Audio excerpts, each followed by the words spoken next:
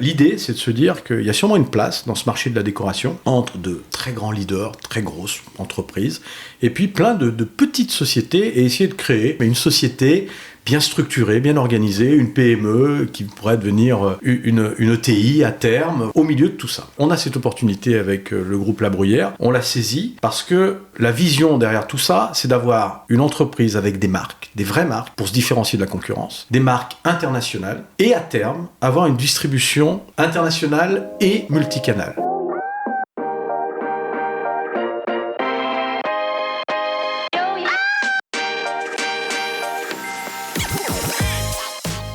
Bonjour et bienvenue parmi les Digital Doers, votre podcast source d'inspiration pour les acteurs de l'innovation. Ce programme est coproduit avec Comexposium pour l'événement incontournable qu'est le One-to-One Retail e-commerce de Monaco.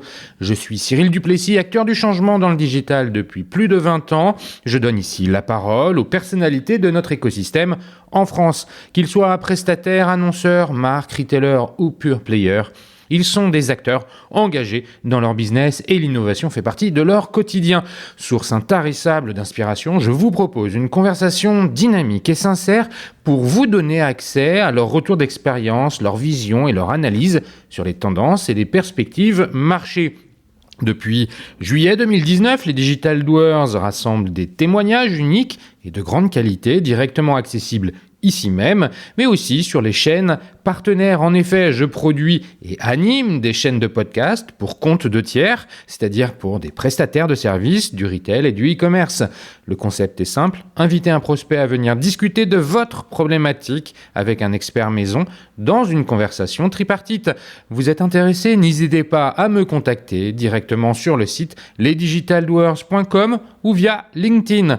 En attendant, je vous souhaite une bonne écoute, toujours sans coupure. Le secteur dont il est question aujourd'hui est celui de la décoration et du petit ameublement. À travers lui, nous allons découvrir l'histoire d'une entreprise rachetée à la barre du tribunal et dont le redressement spectaculaire a permis des opérations de croissance externe. Aujourd'hui, j'ai le grand plaisir de recevoir Pierre Plassard, le président de Mathilde Création. Cette entité regroupe 3 marques, Mathilde M, Blanc d'Ivoire et des coquelicots. Avec ces 3 marques, c'est toute une stratégie de distribution qui s'organise en France et à l'international. L'arrivée de Décoquelicot en octobre 2021, pure player racheté à ADO, l'entité qui regroupe les enseignes bricolage du groupe Mullier, ouvre des perspectives nouvelles de distribution. Mais avant d'entrer dans tous ces détails, nous maintenons l'habituelle chronologie de notre conversation en commençant par le marché. Comment celui-ci se structure-t-il ? Comment les besoins des consommateurs ont-ils évolué ces dernières années ? Quelles sont les tendances et les évolutions attendues ? Nous poursuivrons en revenant sur l'histoire des 3 marques de Mathilde Création pour mieux comprendre comment elles se positionnent les unes par rapport aux autres. Comment adressent-elles leur marché ? Quelles sont les stratégies de distribution dans les différents pays ?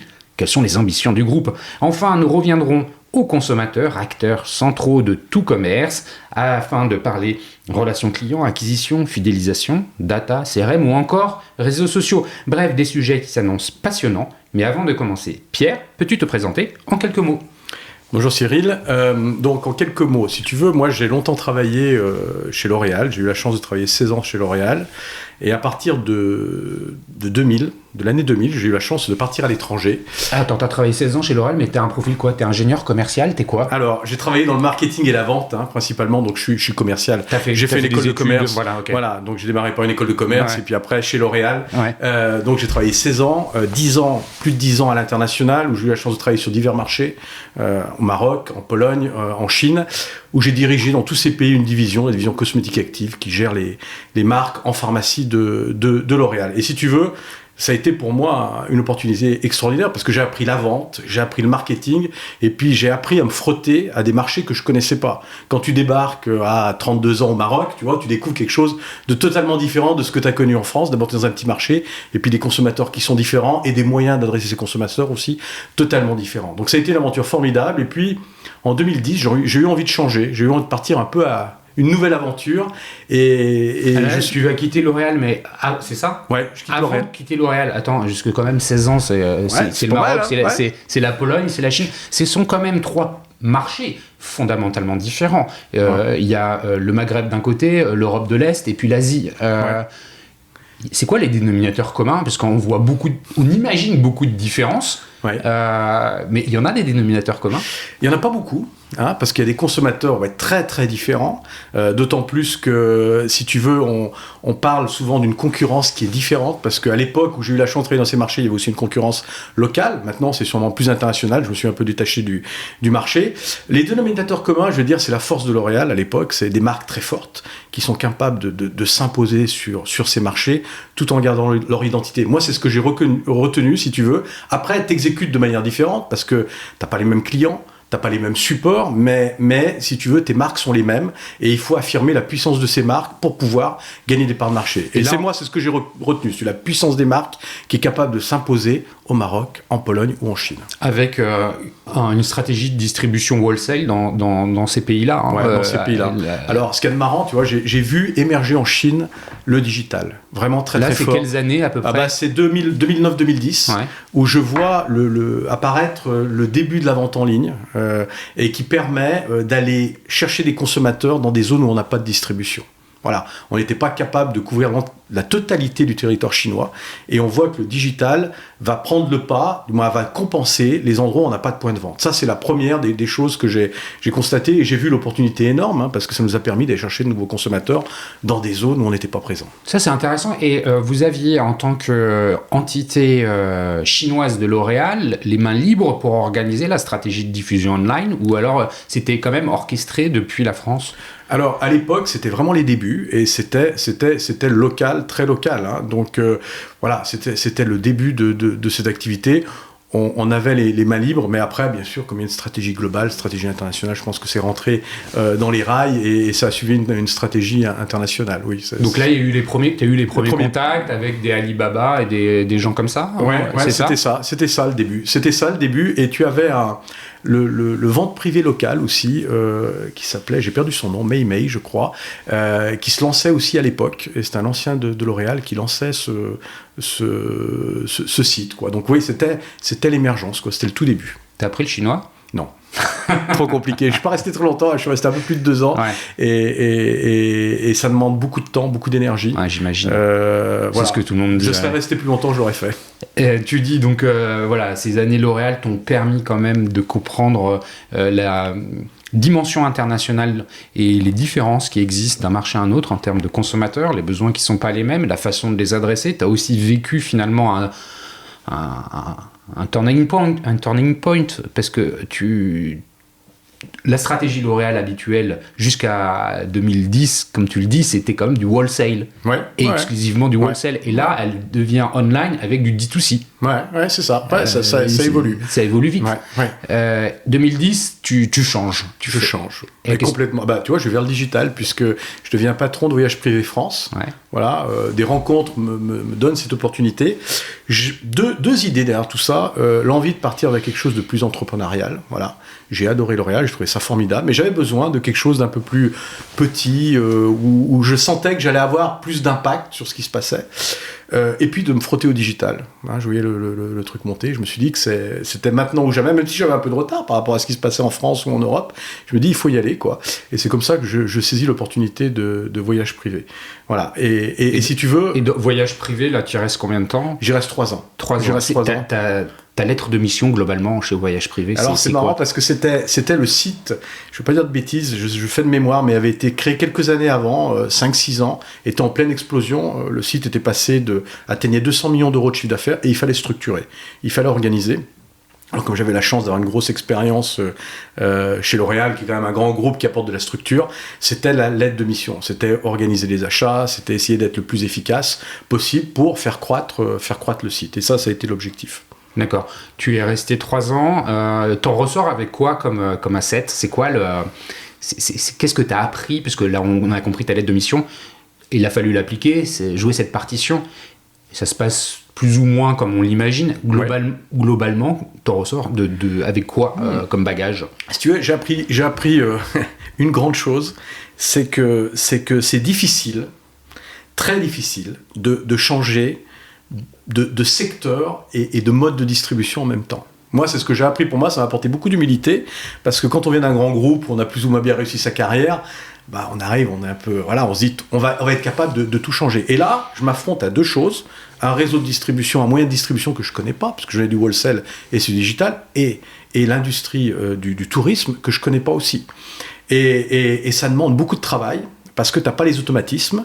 Je pense que le plus, c'est que tu apportes une vision différente des choses, mais pour trouver les automatismes, c'est long et ça demande énormément de travail. Donc j'ai appris beaucoup d'humilité, si tu veux, ce qui m'a beaucoup servi par la suite, d'ailleurs, et à chaque fois se remettre en question, se réadapter à quelque chose de nouveau. Moi, j'ai trouvé ça formidable, mais difficile. Ok, donc vers 2013, c'est ça? Ouais, 2013. Tu changes? Je reviens à mes premiers amours. Je repars dans les cosmétiques et je pars au Canada prendre la direction d'une société canadienne qui s'appelle Lise Wattier, qui est une marque de cosmétiques. Et là, alors, j'ai l'impression de bien aimer me confronter à des choses différentes parce que je connaissais pas l'Amérique du Nord, donc je me dis génial, je vais découvrir ça. Canada, Montréal, la facilité pour les Français, la langue, c'est beaucoup plus simple. Et deuxième chose, je change, parce que j'ai toujours travaillé sur les soins du visage, et là, je vais faire du maquillage. Donc, si tu veux, je me confronte à quelque chose de différent, qui a été d'ailleurs très fort pour la suite, mais je vais travailler sur le maquillage, puisque l'entreprise faisait 75% de son chiffre d'affaires, avec une lettre de mission très claire. C'est une entreprise qui fait quelle taille, globalement? Qui fait 50 millions d'euros de chiffre d'affaires. D'accord. Voilà. L'entreprise avait été rachetée 7 ans auparavant par un fonds. Voilà, et l'idée, c'était de la redresser parce que la rentabilité n'était pas au niveau attendu, relancer les ventes et apporter plus de rentabilité pour vendre l'entreprise. Ce qu'on a fait au bout de 3 ans, d'ailleurs, on a, je dis on parce qu'il y avait le fonds avec moi, mais avec l'équipe aussi, on a, j'ai envie de dire, retapé l'entreprise pour la revendre derrière à un concurrent direct. Voilà. C'est une entreprise qui vendait là aussi qu'en wholesale? Ouais, principalement en wholesale aussi. Principalement en wholesale. Et là aussi, on a commencé à développer, alors à notre niveau, parce que c'est compliqué quand tu fais 50 millions d'euros de chiffre d'affaires. Ça veut dire les moyens sont adaptés à ces 50 millions. Aller sur le digital, j'avais en face de moi L'Oréal, donc ça changeait. Et t'as pas les mêmes moyens, donc il faut être astucieux, il faut être malin, il faut monter des collabs avec des influenceuses locales. On a fait plein de petites choses sympas. Mais voilà, quoi, c'était super. 3 ans en Amérique du Nord, il me manquait ce continent quand même. Ouais. Au palmarès. Et tu reviens en France. Ouais, je reviens en France. Je reviens en France parce que c'est un pays sympa quand même. Voilà. Je suis bien d'accord. Voilà. Donc après de multiples voyages et de multiples vies à l'étranger, j'ai envie de retourner en France. Pour une raison personnelle, deux raisons personnelles. D'abord, se rapprocher de sa famille, ses amis, parce qu'on les perd quand même un peu de vue au quotidien. Et puis pour mes enfants, pour leur donner une expérience française, plus longue, Donc je reviens en France parce que je trouve aussi un projet qui m'intéresse, un projet professionnel, et c'est à ce moment que commence l'aventure Mathilde Création, avec le soutien de la branche Private Equity du groupe La Bruyère. Explique-nous un peu quand même, tease-nous un petit peu le contexte. Je l'ai dit en introduction, il y a un rachat à la barre du tribunal. C'est quoi les enjeux? Qu'est-ce que tu découvres? C'est quoi ce projet? Pitch-nous en 2 secondes. Alors écoute, ce projet, c'est une entreprise qui a connu une forte croissance de 86 à 2010-2012. Voilà. Très forte croissance qui a été faite par le lancement de différentes marques et puis la croissance de ces marques. Voilà. Donc avec à la tête un couple d'entrepreneurs. Marque de décoration. De décoration, pardon. Ouais. Alors, marque, la première était une marque de décoration, pièce d'objet de décoration, Orval, qu'on n'a plus, qu'on a arrêté. Et la deuxième, Mathilde M, était une marque une marque de parfum d'intérieur et de petites décorations. Et donc, développer à l'international ces marques, ce qui a été formidable. Et changement de direction 2014-2015, et le changement de direction ne fonctionne pas, pour plein de raisons, et l'entreprise voit son chiffre d'affaires décroître, et comme il y avait pas mal d'ambition, il y avait de forts investissements, et la rentabilité décroître. Il était monté à quel niveau le chiffre d'affaires? Il était monté à 16 millions d'euros, 15-16 millions d'euros, voilà, donc une chute assez forte, puisque nous, quand on la reprend, l'entreprise ne fait plus que 9 millions d'euros de chiffre d'affaires, voilà, et puis des pertes importantes, et là ça commence à soit être compliqué, soit être amusant, ça dépend comment on se positionne. Qui était propriétaire de cette entreprise? C'était un fonds qui avait racheté l'entreprise au couple propriétaire de l'entreprise précédemment. Donc là, il y a un rachat qui se fait à la barre du tribunal et qui est financé par... la branche Private Equity du groupe La Bruyère. Voilà. Et puis moi aussi, je suis aussi actionnaire. Tu es actionnaire. Ce groupe La Bruyère, en 2 secondes, tu peux nous dire ce que c'est? Alors, c'est un groupe français qui a aujourd'hui des activités dans le vin, puisqu'ils ont plusieurs vignobles en France, en Bourgogne, dans le Beaujolais, en Champagne. Ils ont aussi une chaîne d'hôtels qui s'appelle H8. Ils ont une activité aussi dans le café, puisqu'ils sont propriétaires des cafés Coutume, voilà. Et puis, ils ont une branche private equity aussi, qui est propriétaire de Maton. Je ne sais pas si tu connais, le site de vente en ligne d'ustensiles de cuisine. Oui, bien sûr. Voilà, et maintenant propriétaire de Mathilde Création, majoritairement. Bon, on va revenir sur tout ça. Merci beaucoup, Pierre, pour cette présentation finalement assez détaillée qui nous permet de comprendre l'ensemble des étapes de ton parcours professionnel qui t'a amené à reprendre cette entreprise, à être à la tête de cette entreprise et puis de la développer. On va y revenir. Justement, tu as commencé à l'évoquer, le secteur sur lequel se positionne Mathilde Création au travers des 3 marques que je nommais en introduction, et on reviendra dessus, à savoir Mathilde M, avec la lettre M, Blanc d'Ivoire et Déco-Clicquot. Ça te permet quand même aujourd'hui d'avoir un point de vue de professionnel sur le secteur de, je l'appelle décoration et petit ameublement. Tu vas me dire si c'est d'ailleurs les bons termes. Comment tu vois les choses? Comment ça s'est passé sur les trois dernières années? On enregistre, on est le 22 février 2022, c'est une super date. On est quasiment 3 ans après le premier confinement. Ouais. Le premier confinement, on l'a tous vécu, et puis on a tous constaté la même chose, c'est qu'on était chez nous et qu'on avait envie de s'occuper de nos intérieurs, les réaménager le cas échéant pour avoir un espace de télétravail. Mais bref, on était vraiment dans un contexte où on avait besoin de cocooning, on avait besoin d'être bien. Donc j'imagine, on a souvent entendu parler du bricolage, du do-it-yourself durant ces périodes qui a explosé. On imagine assez aisément que pour la décoration, ça a un petit peu suivi les mêmes tendances. Oui, c'est vrai, ça a suivi un peu les mêmes tendances. Alors, pour parler du marché, si tu veux, moi le marché, je l'ai vécu à travers les 3 acquisitions qu'on a faites et l'approche de ces 3 marques, 3 entreprises de ce marché. Ce que je constate, c'est qu'il y a eu un chamboulement, en fin de compte, depuis des années 2000, qui est arrivé en 2010, où la distribution a connu des problèmes. C'est-à-dire les clients à qui on vendait les produits ont commencé à être confrontés à une concurrence de plus en plus forte en ligne. Voilà. Oui, alors je repitch globalement pour ceux qui ne sont pas forcément à l'aise avec la distribution dans ce secteur-là habituel. C'est une distribution qu'on appelle donc wholesale, qui est le terme anglais qui consiste à revendre à des revendeurs les produits. Donc on est en B2B2C. Si, c'est ça, ouais. Et que tes clients, ce ne sont pas les consommateurs finaux, mais les revendeurs. Donc je passe par des revendeurs qui revendent les produits. Voilà, et ça c'est l'organisation historique de la distribution sur ce marché. Sur ce marché historique, avec le magasin de déco, haut de gamme, plutôt accessible, différents types de magasins de déco, et beaucoup de choses se passent par les salons aussi. La relation entre les marques et les clients, du moins les clients, je ne parle pas du consommateur, du client, se passe par les salons.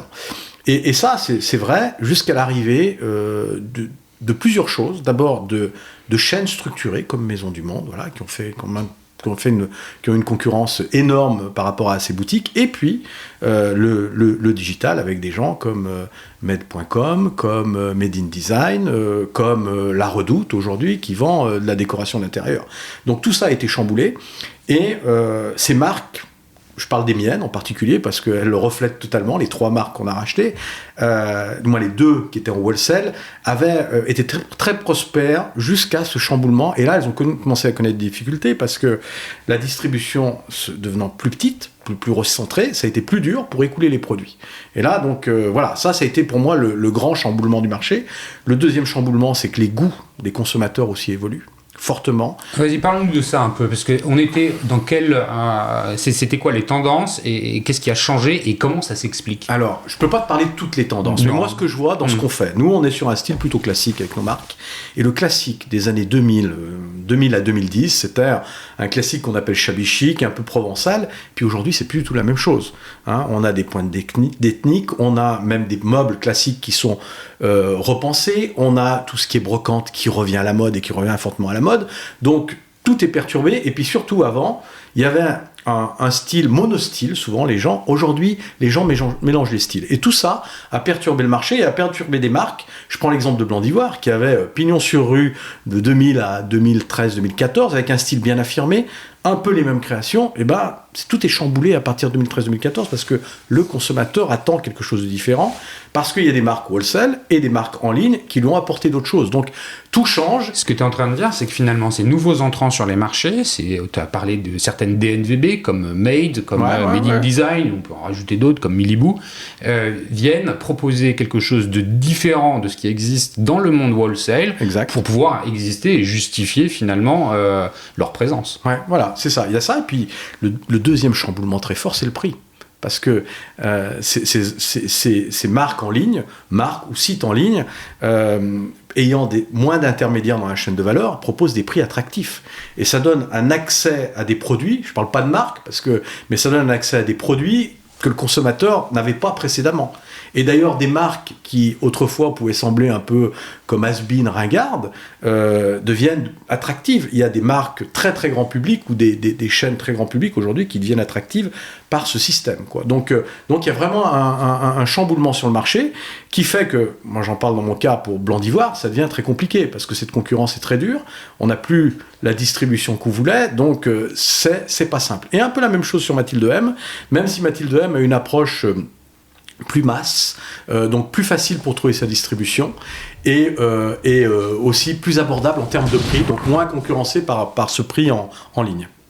D'accord, donc ça c'est vraiment le changement majeur qui intervient dans les années 2010, qui explique qu'on rabat les cartes. Finalement, les conditions de jeu sur le marché sont plus tout à fait les mêmes. On arrive aux années 2020, on arrive au Covid, avec cette période de presque 10 ans pendant lesquelles, finalement, les besoins des consommateurs évoluent, l'offre évolue, les acteurs historiques sont amenés à devoir se réinventer. Et puis, le marché, finalement, doit...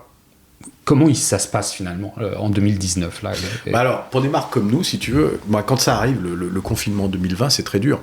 Parce que les points de vente sont fermés. Alors, les points de vente sont fermés. Notre relation avec nos clients est aussi perturbée parce que les salons sont annulés. Et puis, notre facturation s'arrête. Donc, c'est un peu le... Au premier abord, c'est le drame. C'est le drame parce qu'on se dit comment on va passer, d'autant plus que nous, on était en plein redressement. Et là, on va revenir là-dessus. Et là, ça fait mal. Mais donc, c'est un drame, je crois que pour beaucoup d'acteurs, au début... C'est le drame. Saisi, quoi. Et puis, moi, je trouve ce qui est formidable, c'est que, on avait fait un travail sur nos produits, sur nos marques, et on voyait que ça commençait à payer. Mais on est obligé de changer. On est obligé d'adapter notre business model. On a été obligé de travailler sans salon. On a été obligé de créer des produits sans se déplacer chez nos fabricants, parce qu'il y a une partie de produits qu'on fait fabriquer à l'extérieur. Donc, on a travaillé à distance. On a aussi inventé une relation différente avec nos clients. On parlera de la digitalisation de la relation avec nos clients. C'est plus la même chose aujourd'hui. On le voit. Donc, vraiment, il a fallu se réinventer. Et notre business model a été réinventé parce que de l'argent, des budgets qu'on mettait dans des salons, aujourd'hui sont mis dans d'autres moyens. Et je pense même si on se projette plus loin, ça c'est ma vision des choses, il faut aller le mettre sur le consommateur, beaucoup plus fort, pour attirer le consommateur, pour créer ces marques auprès du consommateur, qui va venir après dans nos boutiques ou sur nos sites acheter nos produits. On va y venir, mais justement, le consommateur, là, pendant ces 3 ans, il y a l'impact du confinement, du premier confinement. On est tous saisis, tout s'arrête. On est un peu comme les lapins dans les phares d'une voiture, on ne sait pas ce qui va se passer. Et puis, le monde se ressaisit, puis finalement, c'est quand même 3 ans, la pandémie, ça fait 3 ans. Le consommateur, pendant ce temps-là, il a réalloué, ses budgets offline sur du online. Est-ce qu'il a voulu les mêmes choses? Est-ce qu'il a acheté les mêmes choses? Est-ce qu'il est plus prêt aujourd'hui à aller directement vers les marques? Ou est-ce qu'il fait toujours confiance aux revendeurs? Est-ce qu'il y a un croisement entre le offline et le online beaucoup plus fort? Comment tu perçois les choses sur ce marché? Alors, dans notre domaine, si tu veux, pour nos revendeurs, je vais commencer par ça, parce qu'au départ, notre activité était principalement offline, avec Mathilde M et Blanc d'Ivoire. Ça a été très dur pour eux aussi. Bon, ils ont été soutenus par les aides, etc. Mais on a vu 2 choses. D'abord, un soutien des clients incroyable, de leurs clients, une fidélité. On a vu un attachement des clients à leur boutique. Deuxième chose, une fin d'année exceptionnelle, voilà, associée à, j'ai envie de dire, leur business a été, entre guillemets, nettoyé. C'est-à-dire qu'ils ont baissé leur stock et ils ont eu des très bonnes ventes en fin d'année. Ce qui les a fait démarrer sur une année 2021 extraordinaire. Parce que l'année 2020, j'ai envie de dire, ça a été un peu une purge, mais une purge bénéfique aussi pour eux. Ils ont pu tenir grâce aux aides. Leurs ventes ont été très bonnes sur la fin de l'année. Leur stock a diminué. Donc, ils ont démarré 2021 avec des consommateurs fidèles. Et tous mes clients aujourd'hui nous disent 2021 était une année exceptionnelle. Et 2020 a été pas si mal que ça. Donc ça a été très positif. Au niveau du consommateur, globalement, on a vu quand même, on a eu la chance, la malchance, de voir des loisirs fermés. Et donc les gens passaient du temps chez eux, du moins enfermés chez eux, donc passer du temps chez eux, des loisirs fermés, donc allouer des budgets à autre chose, et donc à la décoration de l'intérieur. Donc ça a été une opportunité. Après, quand on lisse, c'est là où c'est intéressant, parce qu'il faut lisser, on voit, et là je passe sur le digital et sur le site des Coquelicots, qui a été complètement arrêté aussi au début. C'est-à-dire pendant un mois, les gens cherchaient. Puis après, les ventes ont explosé, sont allées très fortes, et puis on a connu un ralentissement cette année, sur le dernier trimestre 2021, parce qu'on a un historique très fort. Mais on voit, quand on lisse sur 2 ans, une forte croissance. Je vais te donner un chiffre. Le dernier trimestre, ou cette année, moi je suis assez transparent sur les chiffres, on fait moins 17%. Ok. Bon, on fait une très bonne année, on est à plus 27%, mais sur le dernier trimestre, moins 17%. Mais si je me compare comparé au à 2020, voilà, qui était très fort en fin d'année, mais si je me compare au dernier trimestre 2019, je fais plus 57%. Donc si tu veux, tu as quand même eu un effet bénéfique. On a sûrement profité d'une opportunité, mais on a construit quelque chose avec nos clients, puisque derrière, on voit qu'il y a quand même du réachat et quand même du business qui est pérenne. Donc ça reste, pour moi, cette période très positive. Ok, donc on comprend que finalement, il y a eu merci pour cette description du marché, et puis comprendre dans ces grandes lignes les évolutions qu'il a subies entre finalement 2010 et 2020, avec des changements structurels, l'arrivée de nouveaux acteurs, et puis ensuite le confinement qui est venu finalement... développer un attachement peut-être encore plus fort des consommateurs aux marques de déco. Et le marché semble pouvoir capitaliser là-dessus au travers de l'expérience que tu décris quand on lisse. C'est plutôt positif.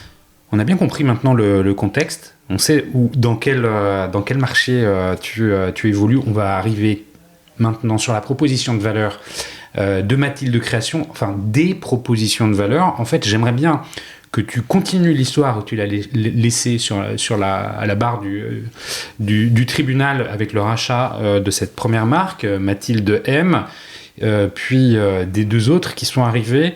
Vas-y, continue un peu pour qu'on comprenne bien finalement le dispositif tel qu'il existe aujourd'hui avant qu'on aille plus loin dans les propositions de valeur. D'accord. Alors si tu veux, l'idée à la base, parce qu'on rachète la première société qui s'appelait Orvema, qui était propriétaire à la barre du tribunal de Mâcon, qui était propriétaire de 3 marques, Mathilde M, Orval et Art Tempo, dans le domaine de la décoration et du parfum d'intérieur.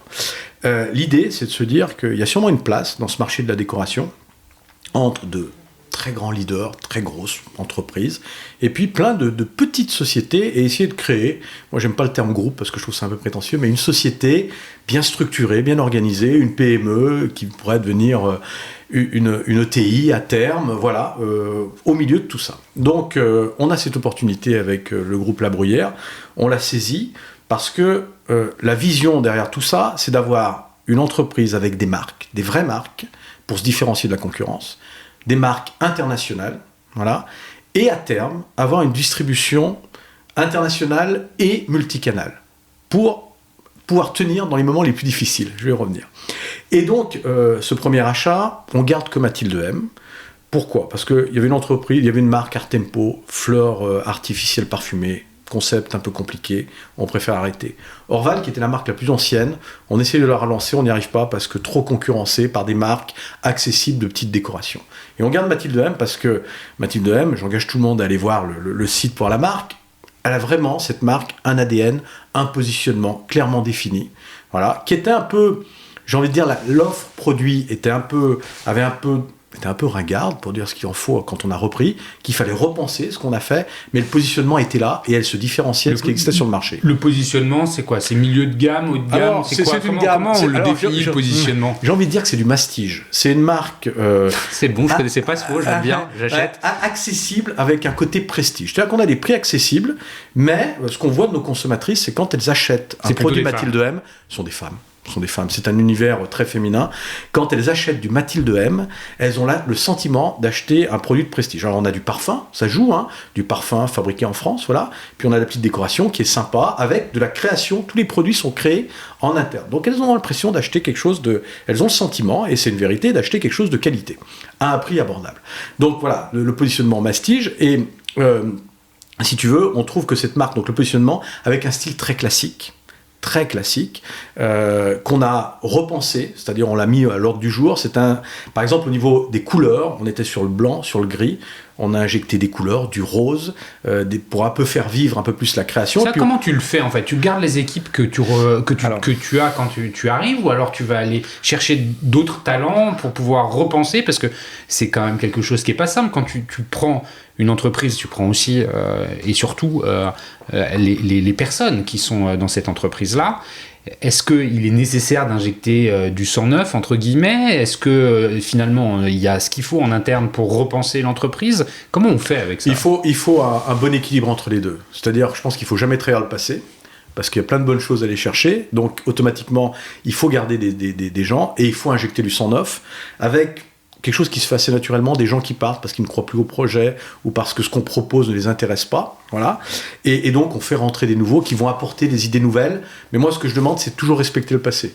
Parce que il y a combien de personnes Il y a 52 personnes. Et ça, il y en avait 52 quand vous avez racheté? Il y en avait 80 quand on a repris l'entreprise. Donc vous avez dégraissé. Donc on est reparti avec moins de collaborateurs. C'était incontournable d'un point de vue financier. Et puis surtout, ça a fait repenser l'organisation, et ça a apporté aussi une dynamique à l'entreprise, qui a permis d'aller de l'avant. Mais voilà, donc on fait un équilibre entre des gens qui restent et des gens qui arrivent. Et sur la créa, c'est cet équilibre qui s'est créé. Quand je regarde l'équipe, créa et achat, c'est moitié-moitié. Voilà, j'ai une nouvelle directrice de création, mais j'ai une personne dans son équipe qui est là depuis des années, aux achats pareil, et je trouve, et pareil, j'ai une nouvelle... Voilà, c'est super bien équilibré, et ça permet, je trouve, de réussir cette évolution. Donc là, on est dans du wholesale. Du wholesale. Principalement. Ouais. Et alors la suite de l'histoire, parce qu'il y a donc 2 autres marques qui arrivent. Donc après, si tu veux, on démarre avec Mathilde M, avec cette conviction. Ça prend du temps, parce que le premier succès de Mathilde M, racheté en 2017, on le sent début 2020. Ça tombe mal au moment du... Mais on voit la collection qui va prendre, quoi. Parce qu'il a fallu changer les gens, il a fallu évoluer dans le style, et une collection, il nous faut... 12 à 18 mois pour la créer, donc automatiquement, tu as de l'inertie. Et puis, arrive l'opportunité de racheter Blanc d'Ivoire lors d'un voyage en Corée. Mon distributeur me dit, mais je crois que cette marque va arrêter, c'est formidable, essayez de voir ce que vous pouvez faire. Et là, je prends contact avec le couple qui était propriétaire, et puis l'affaire se fait. Eux, ils voulaient arrêter parce que... Des Français, Des Français, oui. Monique Fischer, qui était la créatrice de la marque et la fondatrice, et aussi elle qui faisait le style de la marque, avait envie de passer à autre chose, de prendre sa retraite, de se reposer. Et donc l'opportunité, la chance, le bon moment, voilà. Et donc le deal se fait. Là, on est en quelle année? On est en 2018. Donc c'est quand même rapide, parce rapidement. Que tu vois, voilà, on n'a pas encore redressé le premier truc.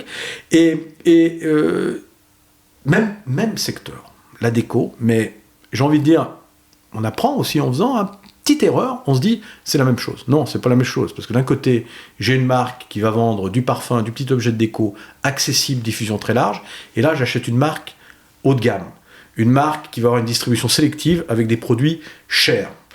Et donc ça veut dire quoi? D'un premier abord, oui, c'est plus ou moins la même distribution au global, mais ce ne sont pas les mêmes points de vente. C'est pas la même approche, c'est pas le même discours. Donc ce ne sont pas les mêmes clients. C'est pas les mêmes clients, voilà. Et même, tu t'adresses pas du tout à la même cible, pas au même consommateur. Donc c'est très très compliqué. Mais il n'empêche que... C'est une boîte qui fait quelle taille à peu près quand vous rachetez? Alors, Blanc d'Ivoire, si tu veux, c'est une entreprise qui a fait plus de 20 millions d'euros de chiffre d'affaires. Quand on la rachète, elle ne fait plus rien, parce que Monique Fischer avait décidé petit à petit d'arrêter l'activité. Donc on relance une collection collection.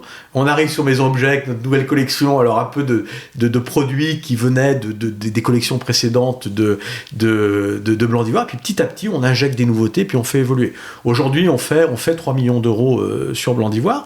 Et la particularité de Blanc d'Ivoire, c'est du wholesale, sélectif, c'est du contract aussi. On travaille avec des hôtels en direct, on travaille avec des architectes d'intérieur. Et puis, c'est une boutique rue du Bac. Voilà, donc quelque chose aussi de différent.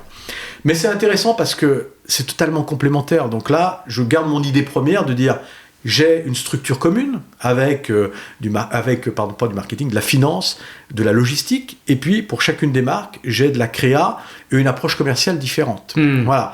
Et donc, on avance dans notre projet. Alors, c'est vrai que ça met un peu de temps sur Blanc d'Ivoire parce qu'au début, on allait un peu vite en besogne sur la distribution, il a fallu adapter.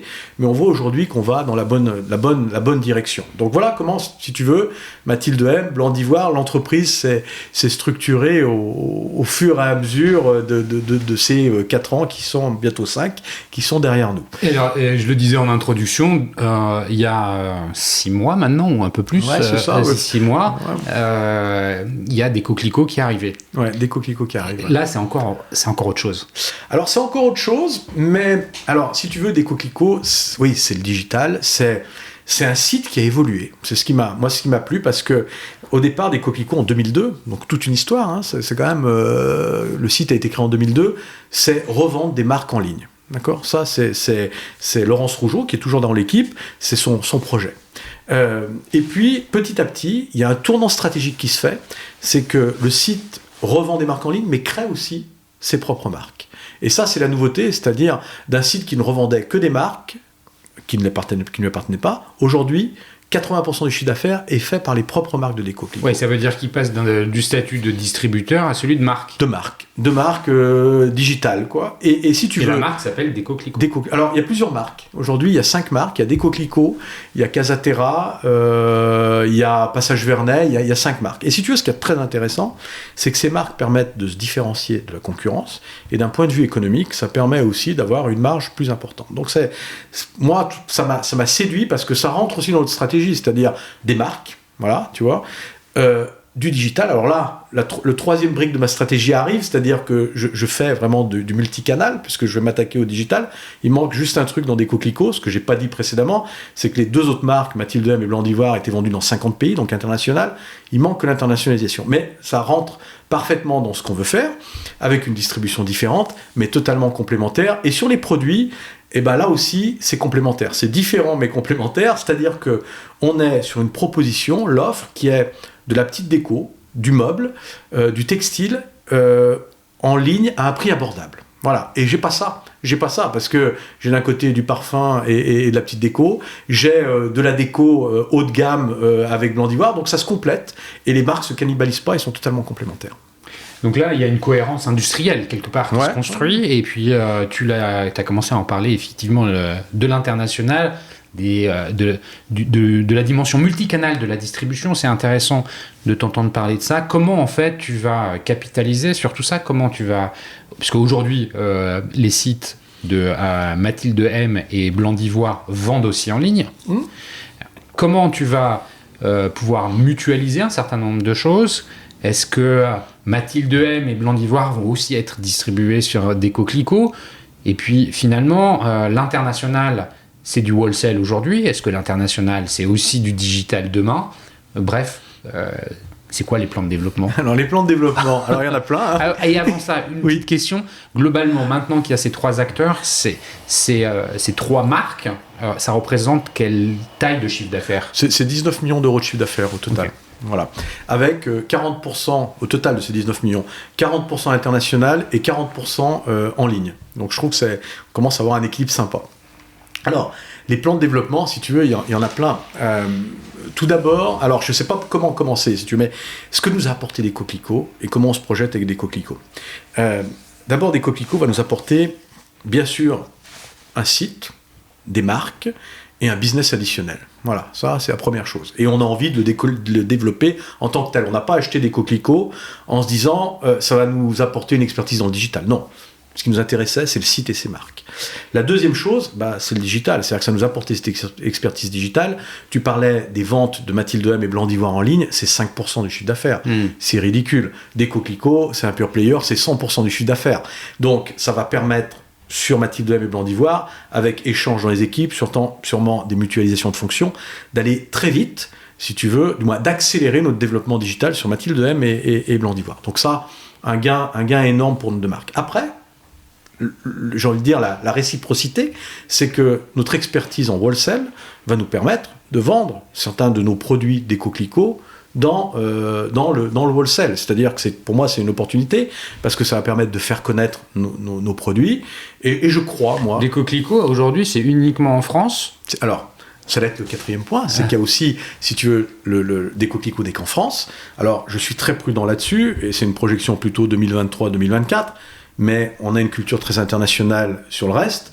Il faut qu'on apporte cette culture internationale sur des coquelicots. Je suis prudent parce que l'internationalisation du digital, on sait internationaliser du wholesale, on sait travailler avec des agents dans le monde entier, des distributeurs, des clients dans le monde entier. En ligne, c'est plus compliqué, mais on sent déjà qu'il peut y avoir une appétence d'un point de vue consommateur sur les produits des coquelicots dans plusieurs pays en Europe, et on voit qu'on commence à avoir un peu de demande maintenant que les gens savent, nos clients savent qu'on est propriétaire des marques de des coquelicots. Donc, il y aura sûrement quelque chose à faire sur l'internationalisation du site dans les années à venir, ça c'est sûr. Quand je t'entends parler, en fait, il y a aussi un point qui est clé, c'est que l'arrivée, j'imagine, pour votre compréhension des consommateurs finaux des deux premières marques, Mathilde M et Blanc d'Ivoire, c'est que même si ça représente que 5% du chiffre d'affaires, vous êtes en contact direct avec ces consommatrices. Alors ça, c'est quelque chose de formidable parce que quand je te parlais du marché, souvent notre connaissance du marché, notre connaissance de la consommatrice se fait de façon empirique, on n'a pas beaucoup de données et tout ça, on va être en contact direct avec la consommatrice. Donc sur Mathilde M et Blanc d'Ivoire, ça va nous permettre aussi de mieux comprendre la consommatrice que quand on... Alors, on a la chance d'avoir du wholesale et des clients qui nous parlent de leurs clientes. Mais je trouve qu'avec le digital, on a en prise directe et c'est très intéressant d'un point de vue marketing. Donc là, une belle opportunité aussi.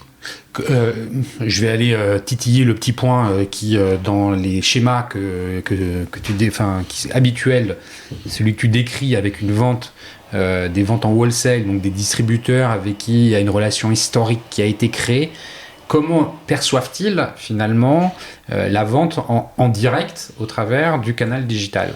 Alors, c'est un vrai sujet et je pense qu'il faut le faire de notre côté de manière intelligente et subtile. Parce que je comprends que des clients aient des inquiétudes par rapport à ça, parce qu'ils ont vu l'évolution du marché et ils se disent Mathilde M, Blanc d'Ivoire, ils vont faire la même chose, ils vont aller vendre en ligne et ils vont nous tuer. Bon, petit à petit, l'évolution fait qu'ils se rendent compte qu'il y a une complémentarité. Et que le consommateur en ligne n'est pas le même qu'en boutique, qu'il y a des attentes différentes, surtout dans notre domaine où il y a quand même des gens qui ont envie de voir les produits, qui ont envie de les toucher, et donc la boutique a toute son importance. En plus, moi je me fais, tout ce que l'on propose en ligne, on le propose aussi en boutique. C'est-à-dire que nos clients wholesale, c'est le même prix, il n'y a pas de différence de prix, et quand on fait une promo en ligne, on la propose à nos clients pour qu'ils puissent être compétitifs. Et après, c'est le consommateur qui décide à la fin. Et moi, je pars du principe qu'un consommateur qui a envie d'acheter en ligne, on le fera jamais venir en boutique et inversement. Donc voilà. Et au début, ça a été difficile. Ça devient de plus en plus... Ils comprennent. Je suis curieux et ça évolue. Te entendre sur cette question-là dans 6, 12 ou 18 mois sur le fait que le client qui achète en ligne n'a pas forcément envie d'acheter en boutique et vice-versa. Alors, attends, c'est-à-dire que je pense que oui, bien sûr, il y a de la porosité, il y a des échanges. Mais il faut que dans notre domaine, moi je vois qu'il y a aujourd'hui une vraie différence. Et d'ailleurs, alors pour plein de raisons, et d'ailleurs, on le voit, nos ventes sur Mathilde M, par exemple, en ligne, ne sont pas les mêmes que les ventes que l'on a en boutique. Tu veux dire que tu, en fait, probablement, dis-moi si je me trompe, tu arrives à toucher d'autres consommateurs, c'est des consommateurs additionnels à ceux qui achètent offline. Alors, exactement. C'est-à-dire que si je regarde Mathilde M, toujours, je vois que j'ai une consommatrice beaucoup plus jeune en ligne qu'en boutique. Alors, comment tu arrives à le savoir ? Comment tu arrives à avoir la donnée sur les personnages, justement, des consommatrices en boutique ? Alors, on l'a à travers notre distribution. Je pense que c'est aussi le fait de notre distribution, qu'il y a cette clientèle et automatiquement la clientèle ne rentre pas par la marque mais rentre par la boutique et achète derrière notre marque. Voilà, donc c'est grâce à ça qu'on peut l'avoir en connaissant aujourd'hui bien notre distribution, parce que ça fait des années qu'on travaille avec eux. On a 2500 points de vente, tu vois, pour Mathilde M en Europe. On a une cinquantaine d'agents qui travaillent, donc on sait quelle est notre consommatrice dans ces boutiques, et on voit quelle est la consommatrice qu'on a en ligne. On voit aussi que le digital sur des marques comme Mathilde M nous ouvre à ces nouvelles consommatrices, et donc il y a une vraie opportunité là-dessus. Globalement, c'est quoi les grosses différences entre les deux types de consommatrices ? C'est l'âge. C'est l'âge et la localisation. Mais c'est marrant parce qu'on revient à la distribution. Si tu veux, t'as beaucoup plus aujourd'hui de boutiques, je prends Mathilde M, de petites décos dans des villes de province ou des petites villes, voilà, beaucoup moins dans les grandes villes où c'est plus concurrentiel, plus dur. Et on voit qu'aujourd'hui sur Mathilde M, on a une clientèle qui est plutôt une femme qui vit en province qu'une citadine de grande ville. Voilà. Et avec le digital, on va chercher cette citadine de grande ville. Voilà. Donc, okay. Donc ce sont des ventes additionnelles. C'est des ventes additionnelles, c'est complémentaire. Et ça, nos clients commencent à s'en rendre compte. C'est pour ça que, si tu veux, je pense que ça rentre dans les mœurs. Et d'ailleurs, on a beaucoup de clients qui ont eux-mêmes leur site et qui vendent en ligne aujourd'hui. Et ça a été et ça, c'est un effet Covid, c'est-à-dire que cette digitalisation de notre distribution wholesale est apparue pendant le Covid. Ils sont mis à vendre en ligne, et puis ils ont vu que ça fonctionnait, que c'était complémentaire avec ce qu'ils proposaient, et ils continuent à développer ça. Donc on est dans une espèce de chamboulement où tout se mélange, et où je rejoins ton point, c'est sûr qu'à terme, les consommateurs, ils vont passer de l'un à l'autre. Ça c'est clair, j'en doute pas. Sur l'international, tu l'as évoqué, 50 pays, bon, globalement, c'est quoi les gros marchés internationaux ? 50 pays, tu sais, on a un mode de commercialisation qui passe beaucoup par les salons, donc automatiquement on touche beaucoup de clients potentiels. Les vrais marchés, aujourd'hui c'est l'Europe, voilà. Notre deuxième pays est l'Italie, qui représente quand même 20% de notre chiffre d'affaires. Le troisième est le Portugal, quatrième l'Espagne. Ça, c'est nos gros pays en Europe. Après, on fait 10% de notre chiffre d'affaires si j'enlève des coquelicots sur nos marques wholesale en Asie, avec Japon, Chine, Taïwan et Corée, où on a des distributeurs. Voilà. Et puis on a la Russie pour finir, qui est un autre gros marché. Donc en gros, si tu veux, c'est 85% sur l'Europe, sens large, je mets la Russie dedans, et puis 10% sur l'Asie. Après, 5%, ça reste... À droite à gauche. Voilà, à droite à gauche, des petits trucs. Voilà. Mais c'est ça nos gros marchés. La volonté stratégique, parce qu'on est une PME, on n'a pas de moyens, pas beaucoup de moyens, on n'a pas beaucoup de monde, c'est de se concentrer sur ces marchés. Quand je dis se concentrer, c'est mettre les moyens humains, les moyens financiers, si on en a à mettre, sur ces marchés, et surtout pas se disperser, surtout pas se dire on va aller attaquer les États-Unis la fleur au fusil, parce que je pense qu'aujourd'hui c'est pas possible. On peut peut-être démarrer par le Canada gentiment, mais ça ne... Il y a un truc avec le Canada, non ? Il y a déjà le côté personnel, si tu veux. Et puis je me dis qu'il y a peut-être une opportunité peut-être de se confronter à ce marché nord-américain, avec un consommateur plus proche même s'il faut faire attention, du consommateur français par exemple, et puis se faire des premières idées sur l'Amérique du Nord à moindre coût par rapport aux États-Unis qui coûtent une fortune. Donc là, l'idée c'est d'accélérer sur les marchés sur lesquels il existe déjà une traction, voilà, où il y a déjà des distributeurs, peut-être de compléter le dispositif avec un dispositif online. Alors il y a deux choses, si tu veux, parce qu'on a agent et distributeur. Je précise, un agent, c'est quelqu'un qui va représenter la marque dans un pays, donc qui va vendre nos produits aux boutiques, mais c'est nous qui livrons le client, c'est nous qui facturons le client, et on paye une commission à l'agent. Et c'est nous qui gérons la stratégie marketing dans le pays. Un distributeur, on lui vend les produits, il achète les produits, et après, il anime la marque sur le pays. C'est-à-dire qu'il a sa force de vente ou ses ventes en ligne, et puis derrière, il a ses moyens marketing. Voilà. Nous, on l'aide sur la stratégie, il faut qu'il suive la stratégie de la marque. Si tu veux, pour revenir à la question, déjà, on voit qu'en Europe, oui, on va vers du digital et vers des clients, moi, quand je dis évolution, des clients digitaux qui achètent pour revendre en ligne. Ça, c'est incontournable. Et moi, je suis assez favorable à ça parce que je pense que c'est l'avenir. En Asie, par exemple, parce que bon, ils sont assez à l'aise avec ça, nos distributeurs ont aussi une distribution mixte, c'est-à-dire qu'ils ont souvent leur force de vente, mais ils ont aussi un site au nom du distributeur et de la marque, et ils commercialisent en ligne. Donc c'est un mixte un peu d'international, digital, wholesale qu'on est en train de vivre, et je trouve ça super enrichissant parce que on apprend plein de choses de ce qui se passe dans un pays, qu'on peut dupliquer dans un autre, et c'est très riche pour nous parce que moi je pars du principe que l'international, ça a une force. pour le business, parce que c'est du chiffre d'affaires, parce que c'est de la sécurité aussi. Nous, on l'a vu pendant le Covid, quand un pays confinait, il y en a qui ouvraient, donc on passait du chiffre d'affaires à un autre. Mais c'est aussi une façon d'apprendre qui est incroyable pour une PME comme la nôtre, parce qu'on va apprendre des choses de nos distributeurs, on va apprendre des choses de nos clients qu'on pourra dupliquer dans d'autres pays. Aujourd'hui, je te donne un exemple, on a le Portugal en wholesale, qui est un succès mais incroyable. Voilà. Et on apprend plein de choses au Portugal qu'on peut dupliquer en Espagne, en Italie et même en France. Par exemple.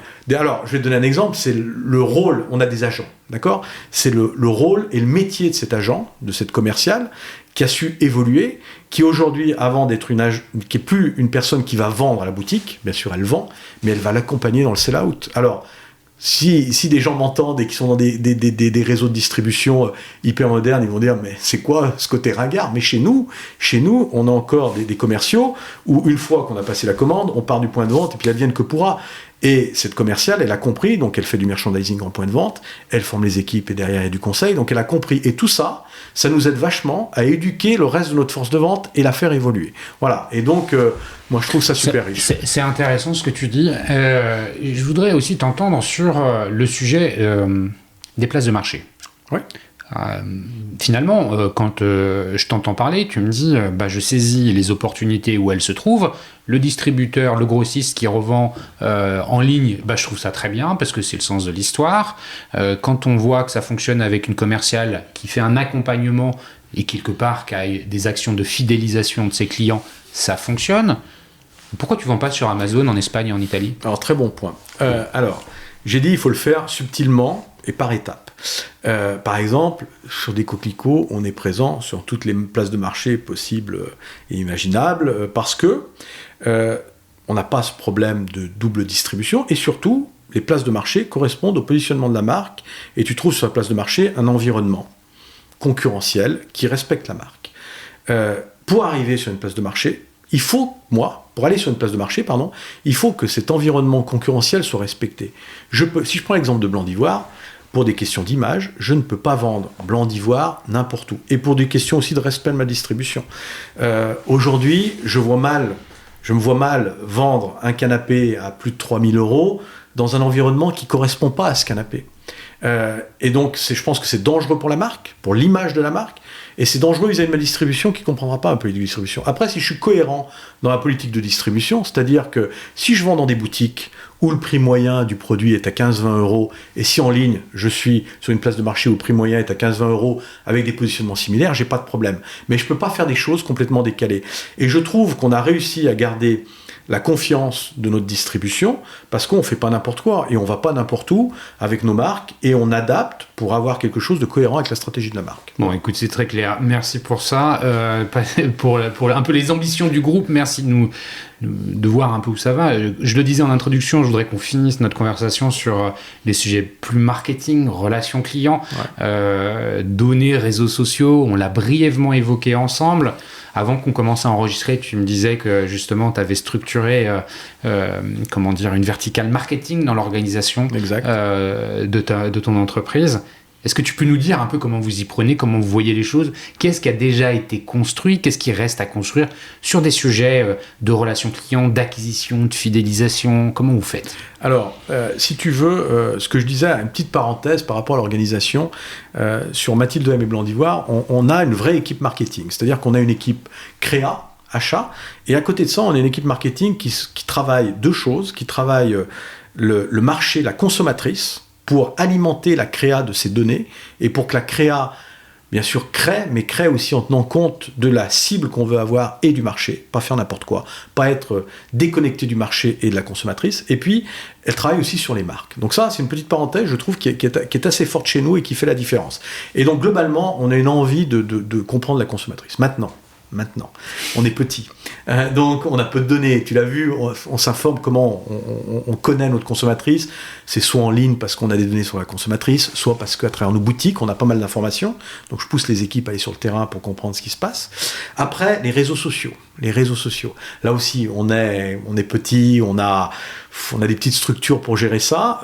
L'idée, c'est pas aller chercher des communautés énormes, mais ce qu'on veut, c'est de l'interaction dans notre communauté. On veut des gens qui ont envie de venir, qui interagissent, qui échangent pour que ça vive.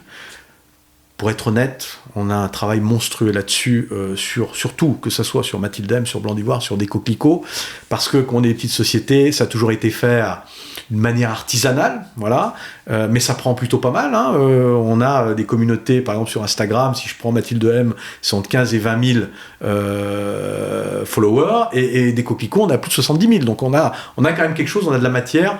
Je crois qu'il faut qu'on progresse sur la façon d'animer, et surtout d'animer à travers le produit, animer. On est sur un métier très visuel. Donc animer à travers les visuels, animer à travers les produits, et donner envie aux gens de venir découvrir nos produits. Donc ça, c'est super important. Il y a encore pas mal de chantiers qui vont devoir être mis en œuvre ou accélérés sur ça, sur la donnée. Je pense que tu as raison de le souligner, la donnée est clé. Et le contenu. Parce que c'est de ça dont tu parles. C'est le contenu, c'est les belles photos, c'est du texte attractif. Raconter des histoires, voilà. C'est avec des images, des photos, des textes, exact. Tout ce qu'il est possible d'utiliser pour raconter les histoires. Avant de vraiment conclure, parce que je sais que tu fais le parallèle entre ton monde d'avant, celui des cosmétiques, et celui d'aujourd'hui. Il y a des passerelles, il y a des similitudes, il y a des choses dont tu t'inspires d'avant. Alors, deux choses. D'abord, la première, c'est de toujours aborder quelque chose de nouveau, parce que c'est nouveau pour moi, ce domaine, avec un peu de candeur. Et jamais arriver, moi j'ai appris ça, parce que j'ai pris des claques parfois, avec des idées préconçues et en étant donneur de leçons.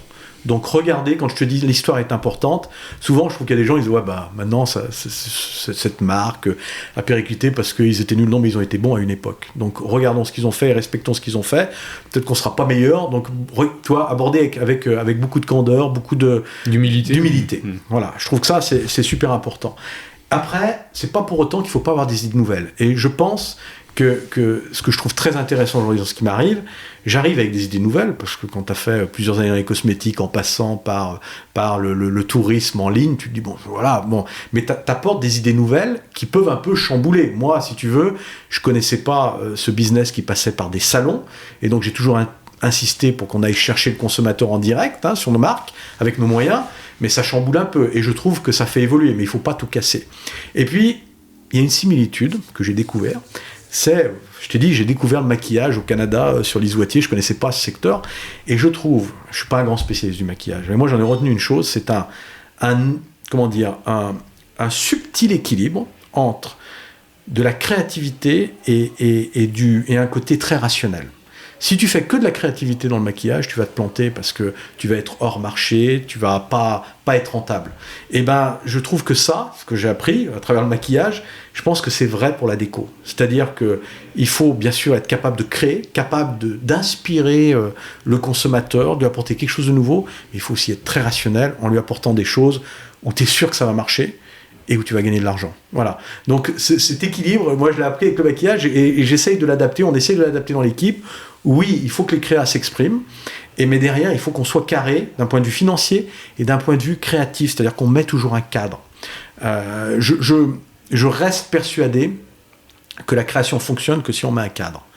Et je vais te donner un exemple, sur Mathilde M, depuis 5 ans, chaque collection a un thème. Alors, ça peut être très pénible, mais ce cadre fait que, d'abord, les gens ne sortent pas du cadre, mais ça leur laisse beaucoup de liberté à l'intérieur du cadre, et surtout, d'un point de vue intellectuel, ça te force à réfléchir et à aller au-delà de tes premières inspirations. Et je trouve ça très riche. Et je pense que c'est, aujourd'hui, là, en plus des hommes, des femmes, pardon, parce que c'est principalement des femmes dans l'équipe, et des hommes qui travaillent sur la créa, c'est ce qui fait aussi le succès de nos collections sur Mathilde M. Bon, écoute, Pierre, merci 1000 fois pour tous ces éléments d'explication. Je pense qu'on a bien compris finalement la façon avec laquelle ce groupe, alors tu ne veux pas qu'on utilise ce mot, mais disons que cette entreprise, cette grosse PME qui est composée de 3 marques, est en train de se redéployer en France et à l'international, comment elle finalement intelligemment utilise les différents canaux de distribution qui s'offrent à elle, et elle essaye de les mélanger pour finalement satisfaire les consommatrices qui sont finalement, oui, c'est plus des femmes que des hommes. Merci pour tous ces éléments. Merci Cyril. Écoute, bonne chance pour la suite. Hein. On vous souhaite le meilleur pour le développement. Merci à Comexposium, l'organisateur du site One-to-One Retail e-commerce Monaco, partenaire de cet épisode. Merci à vous tous qui écoutez. Vous êtes toujours plus nombreux et ça fait toujours plaisir de recevoir vos messages. Si pour une raison ou une autre vous avez envie de joindre Pierre, vous pouvez le faire probablement par LinkedIn, ou si vous rencontrez des difficultés, vous pouvez me joindre directement sur mon LinkedIn ou sur le site lesdigitaldoers.com. Pierre, à bientôt. À bientôt Cyril, merci.